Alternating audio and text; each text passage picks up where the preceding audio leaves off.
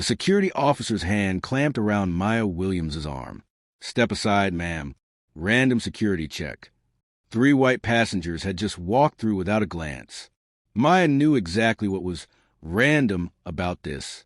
15 minutes ago, Maya had kissed her daughter goodbye at the drop-off curb, promising she'd be back in 3 days with stories from the diplomatic summit in Geneva. 15 minutes ago, she'd been just another passenger rushing to catch an international flight. Now, standing in the sterile brightness of Seattle-Tacoma International Airport security checkpoint, she was something else entirely. A problem, a threat, a black woman in a neat waitress uniform who somehow didn't belong in the business class security line. Officer Derek Mossman stood with his arms crossed, his pale face set in that expression Maya had seen too many times before. The look that said he'd already made up his mind about who she was and what she deserved. Derek had been with TSA for 12 years, passed over for promotion twice, and convinced he knew a fraudster when he saw one. Behind him, his partner Sharon Vickers circled like a shark, eyes scanning Maya's carry-on bag, as if it contained something more dangerous than conference documents and a change of clothes. Around them, other passengers slowed their pace, stealing glances. Some looked away quickly, uncomfortable witnesses to a scene they'd rather not see. Others stared openly, phones already recording, sensing that something was about to unfold. "Ma'am, I need you to empty your pockets completely," Derek barked, his voice carrying across the checkpoint. "Everything. Now." His tone wasn't a request. It was a command, delivered with the casual authority of someone who'd never been questioned, never been stopped, never been made to feel like an intruder in his own country. Maya took a slow breath, her fingers moving to her blazer pocket where her documents rested. She'd walked this line before, the careful balance between compliance and dignity, between survival and self-respect. "Of course, officer," she replied evenly, her voice steady despite the familiar knot forming in her stomach. "I have my passport, my boarding pass, and my conference credentials." "Conference credentials?" Sharon snorted, stepping closer. "What kind of conference?" Her eyes traveled deliberately from Maya's sensible flats up to her face, lingering on details, making calculations, reaching conclusions. The unspoken words hung in the air between them. "You don't look like you belong at any conference we'd recognize." 6 years ago, Maya Williams served coffee at the Rainier Grand Hotel. Invisible in her uniform, she poured drinks for diplomats while speaking for languages they didn't know she knew. When Ambassador Richard Thornton heard her translate a French delegate's heated whisper, everything changed. Now she stood on tarmacs with those same ambassadors, her photographic memory and cultural fluency bridging negotiations worth billions.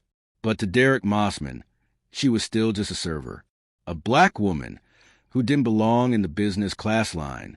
"The Global Economic Summit in Geneva," Maya answered, keeping her voice professional, almost detached. She'd learned that showing emotion, any emotion, only made these situations worse. "I'm traveling as part of the U.S. diplomatic delegation." Derek's laugh cut through the checkpoint like broken glass. "Right, and I'm the president." He turned to Sharon, speaking loud enough for everyone to hear. "We got another one. Probably stolen credentials. Bagged at uniform, too. Hotel property, most likely." He stepped forward, invading Maya's space with practiced intimidation. "Ma'am, these documents look suspicious to me. I'm going to need you to come with us to the security office for additional screening." The checkpoint had gone quiet. Passengers in line behind Maya shifted uncomfortably, caught between the instinct to intervene and the safer choice of looking away. A businessman in a tailored suit made eye contact with Maya, something like sympathy flickering across his face, but his feet stayed planted. No one wanted to be next. "Officer," Maya said carefully, her hand still resting on her documents, "I understand you're doing your job, but I assure you—" "Don't tell me about my job." Derek cut her off, his voice rising. "You people always think you can talk your way out of anything. Always got some story." He reached for her arm again, his fingers closing around her elbow with enough pressure to make his point clear. "Security office. Now, or we can make this difficult." Maya felt the familiar weight of every eye in the room. Judging, cataloging, deciding.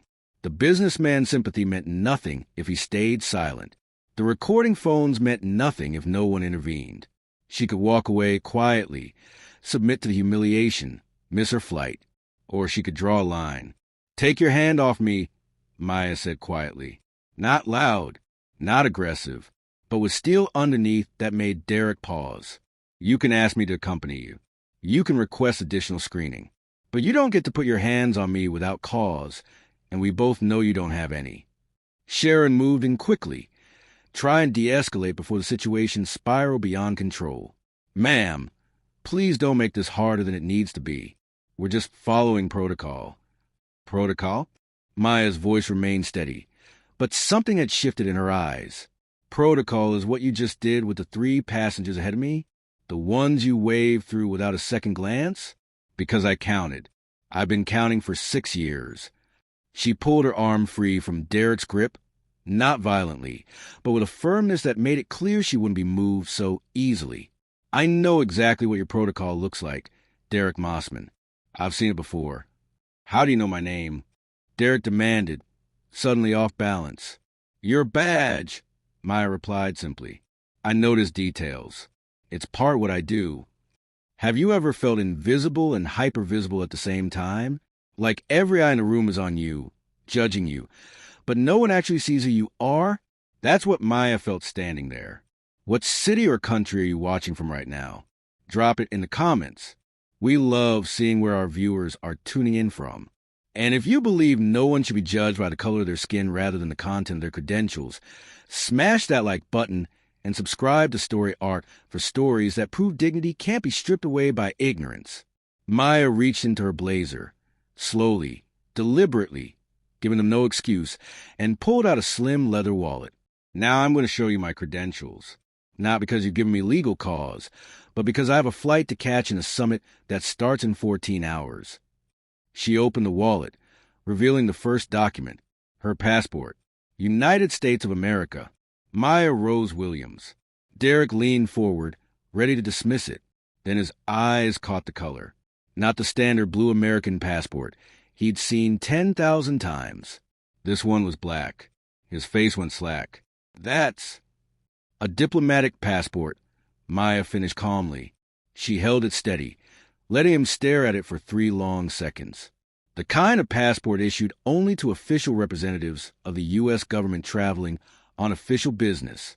The kind that came with immunity, protection, the full weight of the federal government. We were just..." Derek stammered, his hand dropping away from his belt. But Maya wasn't finished. She pulled out the second document, a letter on official State Department letterhead. Derek's hand started to shake as he read the seal, the signature at the bottom. The Secretary of State himself, authorizing her travel and requesting all appropriate courtesies and assistance be extended to Ms. Maya Williams in her official capacity. Sharon actually stepped backward.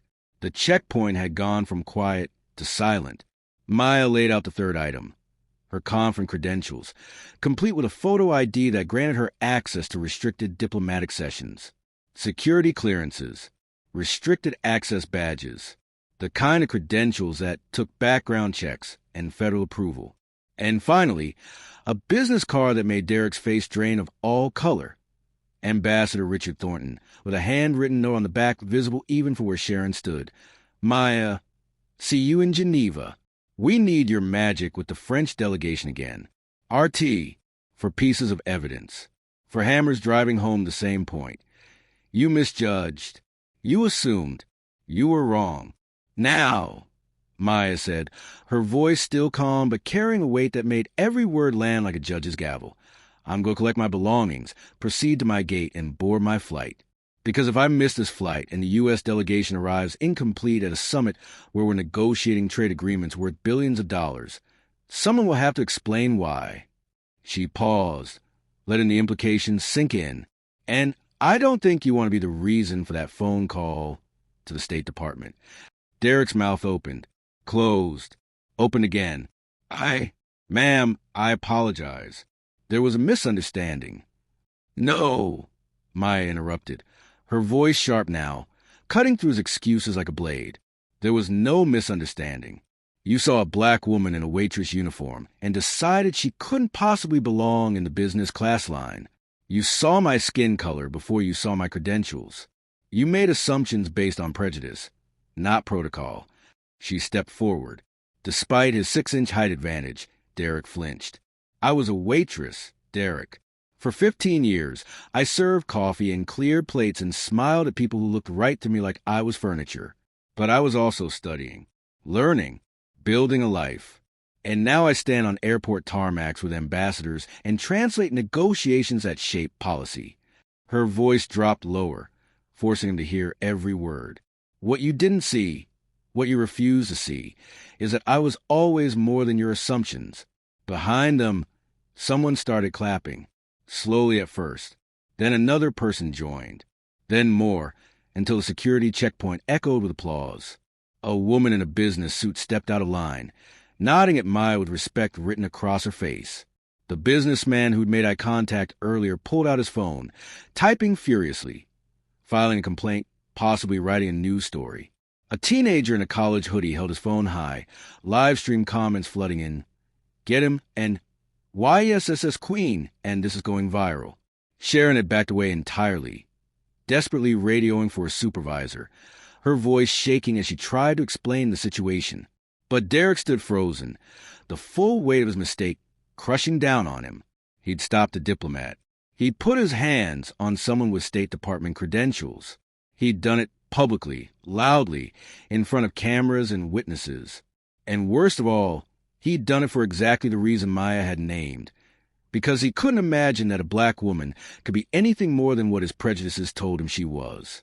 The checkpoint supervisor arrived to run, his face already set in the careful neutrality of someone preparing to manage a catastrophe.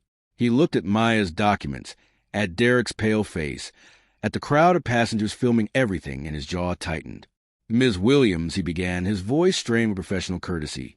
On behalf of TSA, I deeply apologize for this incident. We will, of course, be conducting a full investigation. I don't want an investigation, Maya interrupted, collecting her bag.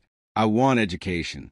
I want every officer in this airport to understand that credentials come in all colors, that diplomats don't all look the same, that professional success is reserved for people who fit your narrow expectations. She looked directly at Derek, who couldn't meet her eyes. I want you to remember this moment every single time you approach a passenger. I want you to ask yourself what you're assuming, what you're not seeing, who you might be wronging because you judge the cover instead of reading the book. She turned back to the supervisor. But right now I have a flight to catch. We're done here. She picked up her carry-on, walked through the metal detector that Derek should have sent her through 20 minutes ago, and collected her belongings on the other side. As she walked toward her gate, the crowd parted for her, some still filming, others simply watching with new eyes. The invisible waitress who served their coffee had just schooled 2 security officers in the consequences of prejudice, and every person there knew they witnessed something they'd be talking about for years. At gate 47, Maya found her seat and pulled out her laptop. Her hands were steady now, the adrenaline fading into the focused calm she'd need for Summit. She reviewed her notes, preparing arguments in 4 languages, readying herself to be the bridge between nations that Ambassador Thornton trusted her to be.